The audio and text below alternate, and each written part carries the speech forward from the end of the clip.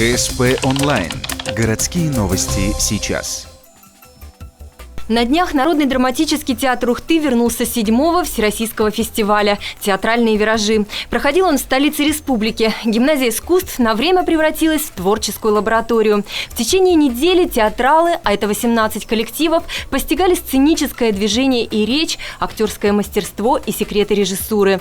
Мастер-классы от педагогов ГИТИСа и обмен опытом. Фестиваль детский, и актеры, соответственно, юные. Так получилось, что единственный взрослый коллектив – это ухтинцы. Своим спектаклем они произвели фурор. Нам очень было важно в наш творческий сезон, чтобы было признание театра для детей и спектакли, которые являются гордостью нашего театра. «Ветер шумит в тополях», это Себлейруса, в котором заняты лучшие актеры, ведущие актеры нашего театра.